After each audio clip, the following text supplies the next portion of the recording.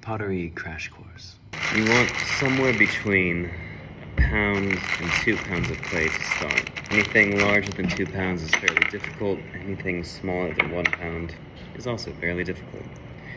When you're cutting clay to work on the wheel, which we refer to as throwing, you want to cut a block rather than a slice. So, if it's going to cause you problems, don't do this. Cut a block off, and then cut a block off and ball it up. Just take the hard corners off.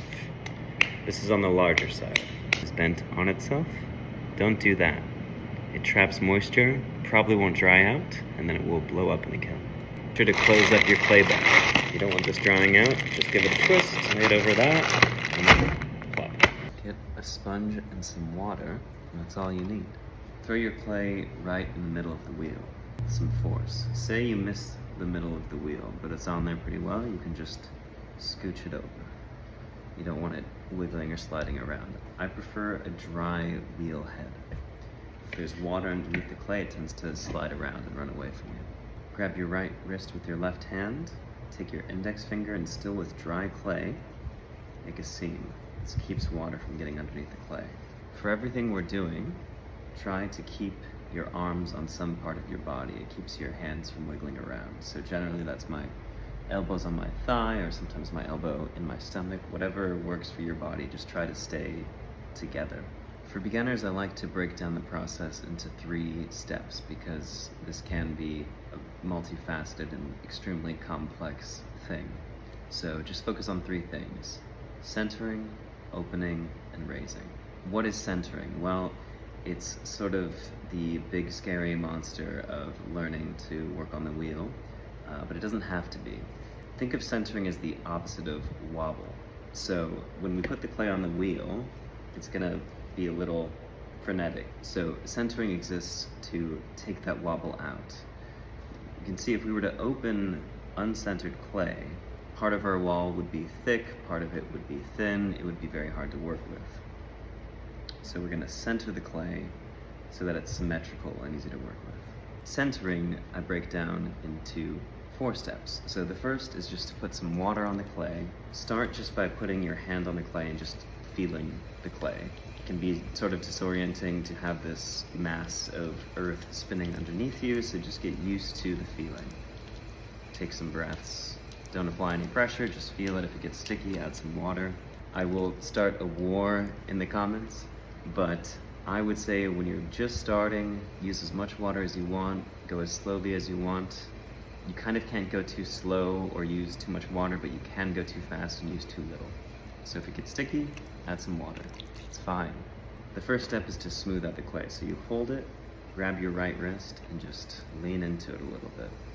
I'm not really squeezing. I have my elbow in my leg, and I'm leaning into the clay. I'm just taking out the bumps.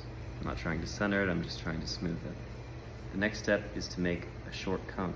My catchphrase is, the clay goes where you put it. So you're trying to make a small little volcano, just squeeze up, put the clay into a volcano, just like this, nice and slow, together and up.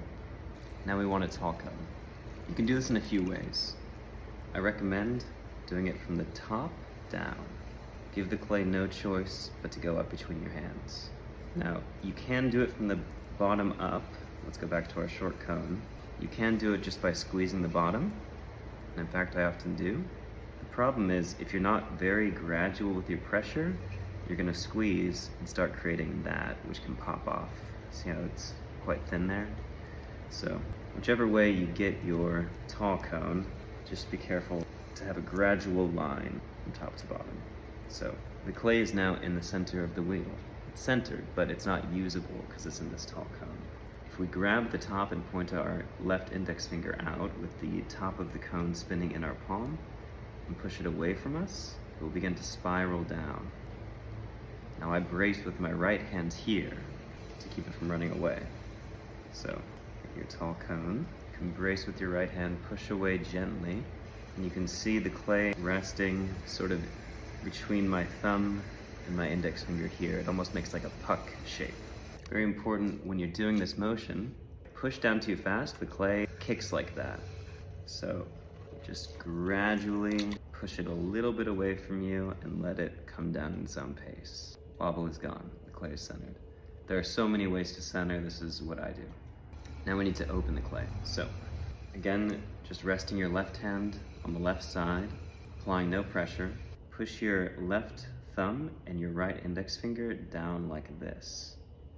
Keep a slant to these fingers rather than going straight down. If you go straight down, the clay is going to catch and spiral. So just pushing like this. Try to leave something like 1/4, 1/8 of an inch at the bottom. Now you have a bit of a donut. If it gets wonky when you're opening it, just try to squeeze it all back together. In the future, the bottom of your piece, the foot, might be thicker for different applications. It might be wider, but for now, this is perfect. So you can begin squeezing the walls together here, but it's easier if they're more vertical. So I put some water on my hands and do that small cone motion again. Now remember when we were making the tall cone, we gave the clay no choice but to go up. Well, we're gonna do the same thing here, but with the wall on the right side of the clay. So we start by squeezing the wall from both sides, and it has no choice but to go up.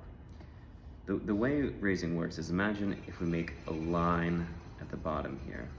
It's gotten thinner here and it's gotten taller, so we just carry that line all the way up, but we're doing it from the inside as well. There are many ways to raise. I think a great way for beginners is just a couple fingers on the inside of the piece, maybe a sponge on the outside. Just squeeze a little bit, keeping your forearms on your legs. Pull up. As a beginner, the sooner you let go of any notions of making perfect pieces or making things that have to be usable or things that don't collapse, the faster you'll learn. You can't know how thin a cylinder can be or how tall it can be until you've made it too thin so it collapses, or too wide so it doesn't get tall enough. So be comfortable going to those extremes as a method of learning. Do this 100 times, just get comfortable with the movement, and you'll be well on your way to being a fantastic potter. It's important to note, as you raise, you want to go with the speed of the wheel. That will come over time, but if your hands move faster than the wheel, you're gonna make a spiral. So for now, just go nice and slow. Play with how thin you can make it, how tall you can make it. Maybe you want to put a spiral in just to see how that goes. See? Time to take it off the wheel. So give yourself a little undercut there. Get the water out. Grab a wear board. Not only are we cutting the clay off the wheel, we're also pulling water underneath the piece. This breaks the seal. So oftentimes we need to cut a couple times. Wrap the wire around your fingers gently and then push down on the wire with your thumb so it's flat to the wheel head. If you don't do this and you go like this, the wire can ride up in the middle and go through the bottom of your piece. Clean your wire off. Maybe add some more water. Get that water right up next to the bottom of the piece. You can make a sort of forklift. Maybe push it, maybe don't, pick up. Onto the wear board to dry. Once it's on that, don't fiddle with it. All right, that is all. Let me know how it goes. Let me know any questions. And if you're doing this at home, please do not put clay down your sink. So that's all, bye-bye.